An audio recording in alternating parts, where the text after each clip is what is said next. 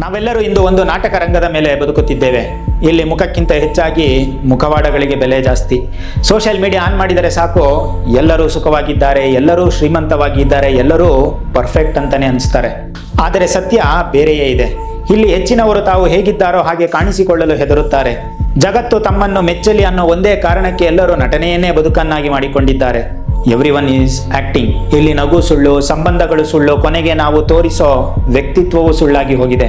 ಈ ಗುಂಪಿನ ನಡುವೆ ಕೆಲವು ಜನರಿದ್ದಾರೆ, ಯಾರು ತಾವೇನು ಅನ್ನೋದನ್ನ ಮುಚ್ಚಿಡಲ್ಲ. ಅವರಿಗೆ ಜನರ ಚಪ್ಪಾಳೆಗಿಂತ ತನ್ನ ಆತ್ಮಸಾಕ್ಷಿಯ ಮೆಚ್ಚುಗೆ ಮುಖ್ಯ. Few R real. ಇವರು ಅಸಲಿ ಜನರು. ಇವರು ಸೋತಾಗ ನಾನು ಸೋತೆ ಅಂತ ಒಪ್ಪಿಕೊಳ್ತಾರೆ, ನೋವಾದಾಗ ಅಳ್ತಾರೆ ಮತ್ತು ಯಾರಿಗೂ ಸಾಬೀತುಪಡಿಸಲು ಸುಳ್ಳು ಹೇಳುವುದಿಲ್ಲ. ಅಸಲಿಯಾಗಿರೋದು ಇಂದಿನ ದಿನಗಳಲ್ಲಿ ಅತಿ ದೊಡ್ಡ ಸಾಹಸ. ಏಕೆಂದರೆ ಜಗತ್ತು ನಿಮ್ಮನ್ನು ಯಾವುದೋ ಒಂದು ಚೌಕಟ್ಟಿಗೆ ಹಾಕಲು ಪ್ರಯತ್ನಿಸುತ್ತಿರುತ್ತೆ. ಆ ಚೌಕಟ್ಟನ್ನು ಮುರಿದು ನಾನು ಇಷ್ಟೇ ಅಂತ ನಿಲ್ಲೋದು ಇದೆಯಲ್ಲ, ಅದುವೇ ನಿಜವಾದ ಪವರ್. ನಟನೆಯ ಬದುಕು ಆರಂಭದಲ್ಲಿ ಸುಖವಾಗಿ ಕಾಣಬಹುದು, ಎಲ್ಲರೂ ನಿಮ್ಮನ್ನು ಹೊಗಳಬಹುದು. ಆದರೆ ರಾತ್ರಿ ಮನೆಗೆ ಬಂದು ಕನ್ನಡಿ ಮುಂದೆ ನಿಂತಾಗ ಅಲ್ಲಿ ನಿಂತಿರೋದು ನೀವಲ್ಲ, ಯಾರೋ ಒಬ್ಬ ಅಪರಿಚಿತ ವ್ಯಕ್ತಿ ಅಂತ ಅನ್ಸುತ್ತೆ. ನಕಲಿ ಮೆಚ್ಚುಗೆಗಾಗಿ ಅಸಲಿ ವ್ಯಕ್ತಿತ್ವವನ್ನೇ ಬಲಿ ಕೊಡಬೇಡಿ. ಸಾವಿರಾರು ಜನ ನಕಲಿ ಅಭಿಮಾನಿಗಳಿಗಿಂತ ಒಬ್ಬ ಅಸಲಿ ಶತ್ರು ಲೇಸು.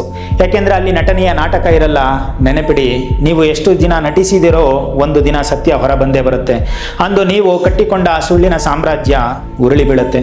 ಅಸಲಿಯಾಗಿ ಇರೋದನ್ನ ಕಲಿರಿ. ಜನರು ಇಷ್ಟಪಡ್ತಾರೆ ಅಂತ ಬದಲಾಗಬೇಡಿ. ನಿಮ್ಮ ತಪ್ಪುಗಳ ಸಮೇತ, ನಿಮ್ಮ ಗಾಯಗಳ ಸಮೇತ ನಿಮ್ಮನ್ನು ನೀವು ಪ್ರೀತಿಸಿ.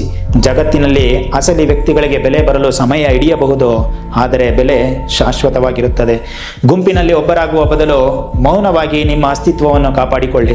ನಟನೆಯ ಜಗತ್ತಿನಲ್ಲಿ ಅಸಲಿಯಾಗಿ ಇರುವುದೇ ಅತಿ ದೊಡ್ಡ ಕ್ರಾಂತಿ.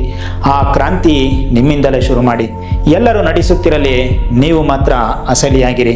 ಯಾಕೆಂದರೆ ಕಾಪಿ ಮಾಡಿರೋ ಪೇಪರ್ಗಿಂತ ಒರಿಜಿನಲ್ ಪೇಪರ್ಗೆ ಬೆಲೆ ಜಾಸ್ತಿ. ಮತ್ತೊಂದು ವಿಡಿಯೋ ಜೊತೆ ನಾಳೆ ಸಿಗ್ತೀನಿ.